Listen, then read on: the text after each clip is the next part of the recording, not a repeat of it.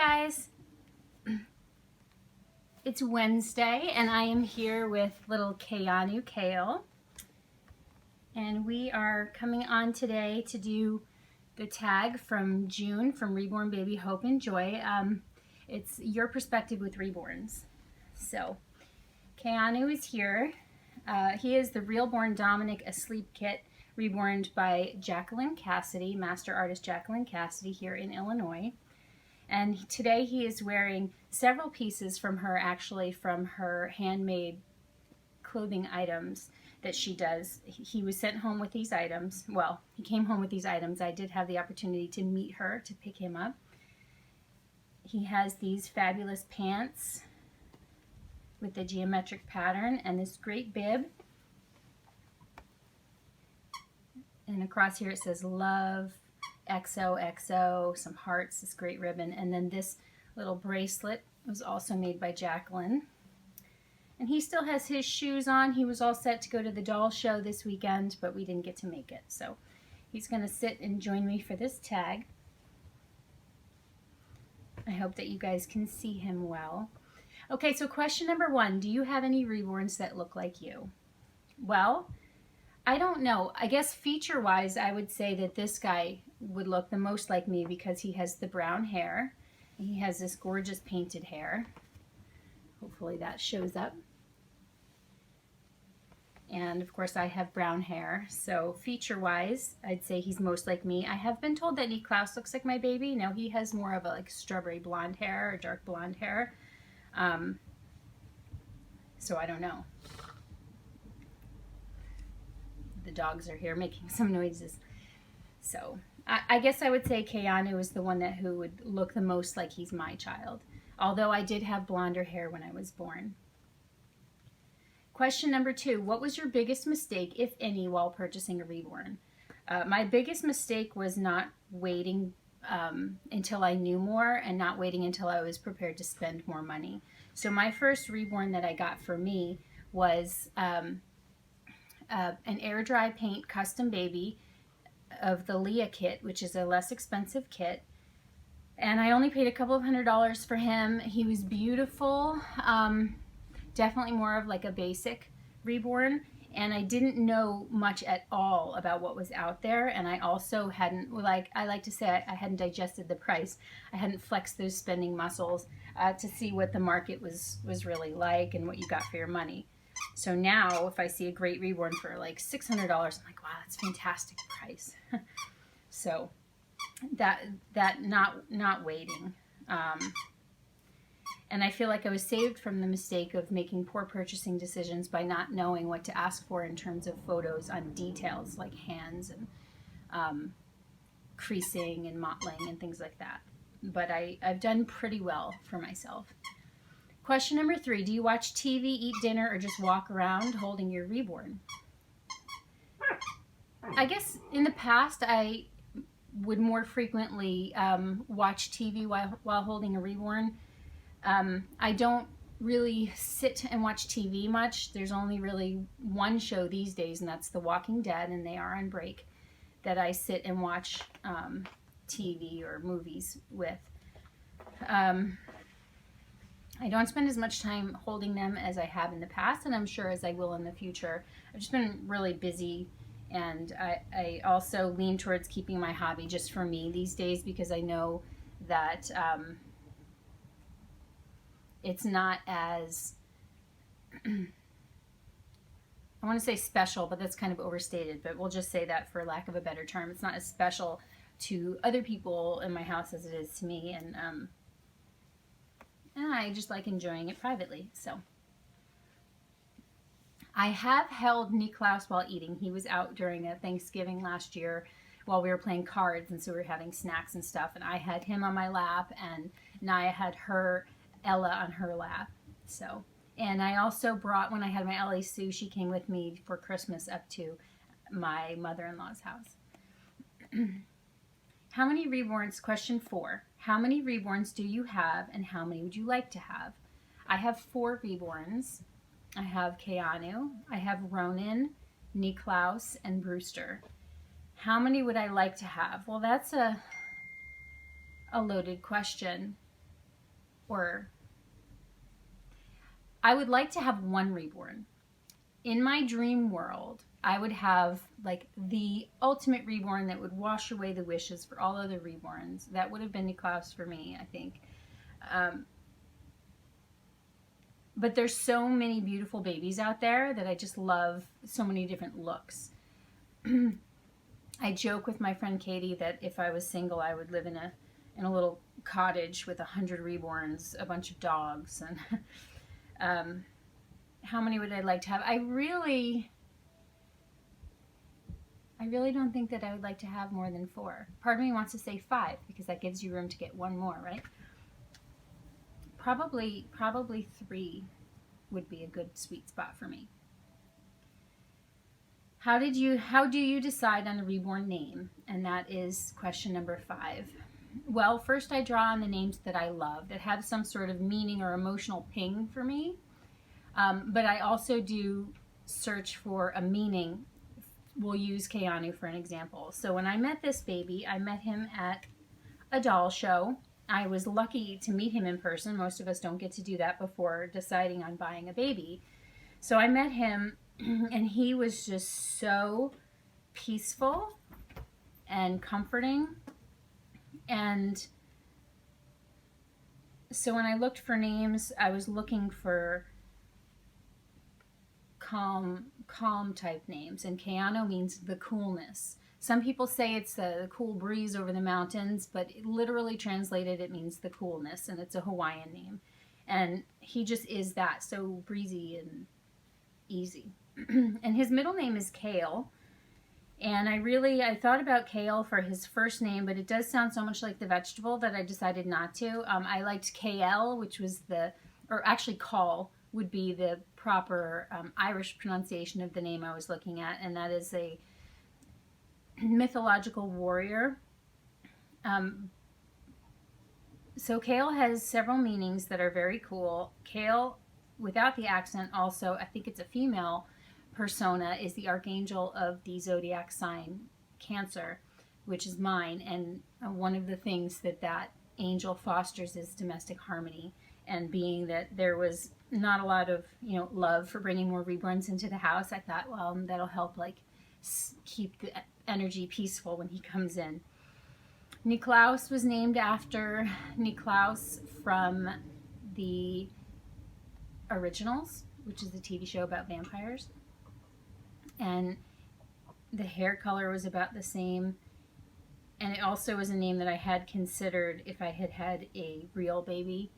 So because he was like my one, I really liked that name. Ronan fits Ronan perfectly. I also picked that baby because he felt a lot like a baby that would look like Michael, my husband, if he and I had a baby. Very fair, petite, delicate. And Ronan is a name that he loves. It means masterless samurai. It's like his avatar on his video games and things like that. And Wolf is his middle name, which is Michael's favorite animal, his spirit animal. So, and Annie Brewster, I picked. She has red hair, and Little Orphan Annie was like my favorite. And the personality of that character is very much like a scrapper. She'd be running around in her little rag dress, but like ready to fight the boys. And Brewster from Punky Brewster, again, same, that female energy. So I guess I go on meanings and uniqueness or rarity and cool names. Yeah. 6, what is the first thing you do after adopting a reborn? Freak out. And then immediately put the tracking information as soon as I get it into my tracking apps. And then I try to hold it in, and then I post little zoomed in pictures of body parts because I can't hold it in, and then I take them down because I don't want to be giving it away, or so I go a little weird like that. And then I share with my friends who either know that the baby was on my mind or who I know that I can tell and will keep it secret. And then I get very impatient until they arrive. 7, would you say you have a full wardrobe of reborn clothing, and do any outfits still have tags on them? I believe there may be an item that came with Brewster from her artist, Wendy Graham, that I haven't put on her yet that may still have tags. I do have outfits that I purchased from Once Upon a Child that have not been on the babies yet. I would say that I do have full wardrobe for the babies. I don't know that I could get all 3 boys dressed up nice. Well, I guess I could because they all have different personalities.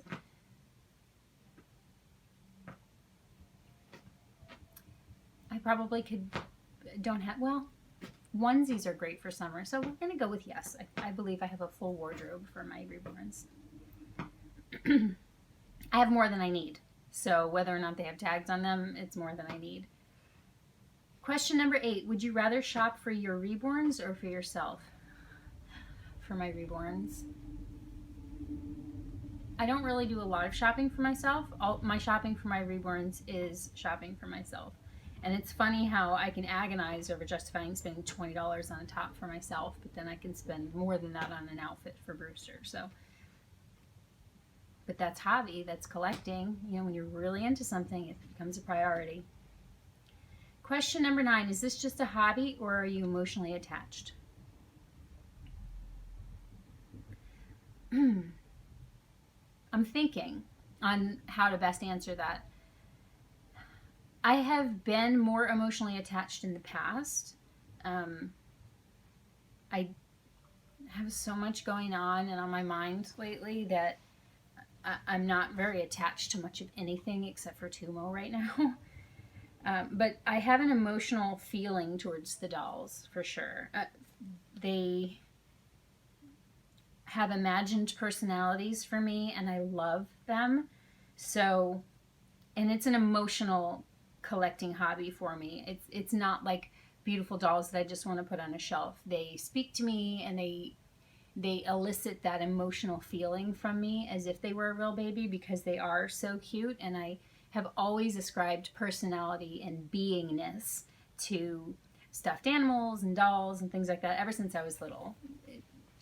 My grandmother was like that, and I certainly got that from her. So I could live without the dolls for sure. So in that sense, it's just a hobby, but it isn't just a collectible. There's definitely emotion attached.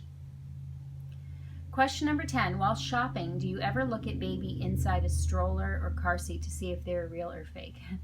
I never look inside the stroller to see if they're real or fake, but I do catch myself judging real babies when I see them for a split second before I remember that they're a real baby. Like, that would make a beautiful sculpt, or that looks like this sculpt.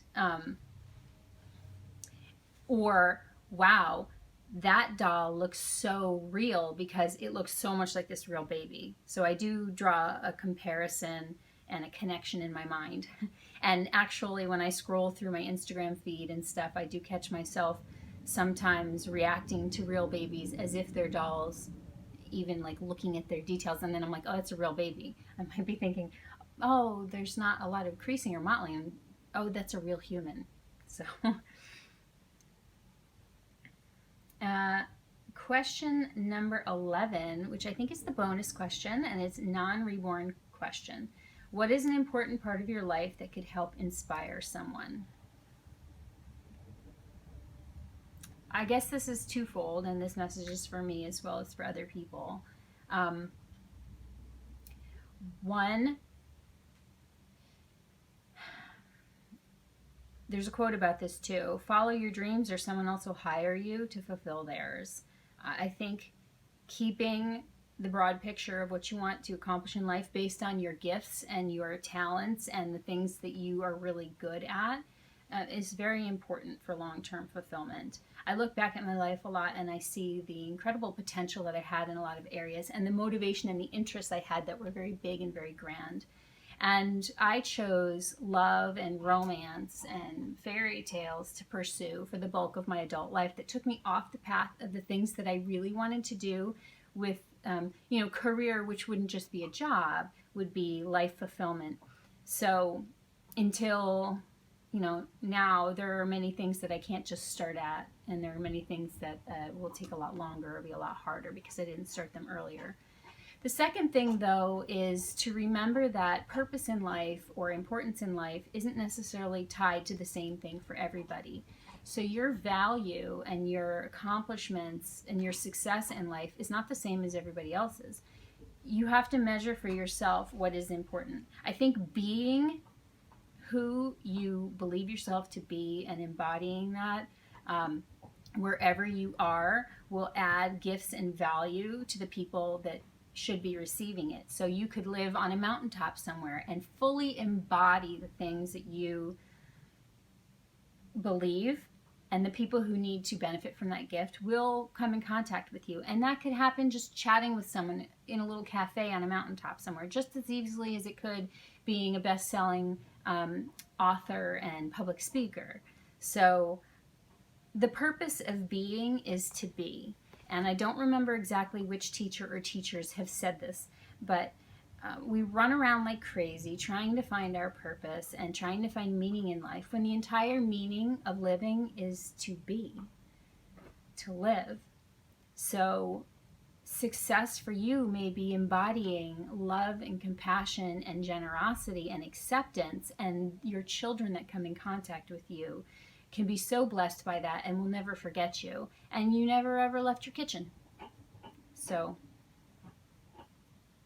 that's it. Okay, guys, that was a really nice tag, June. Thank you for putting it out. I will put the list of questions in the description down below, as well as a link to June's original video if you'd like to check it out and subscribe to her channel. Thank you for coming by and watching, and for seeing little Mr. Keanu, who is just so gorgeous and definitely a fan favorite. I look forward to talking to y'all soon and to hearing from you.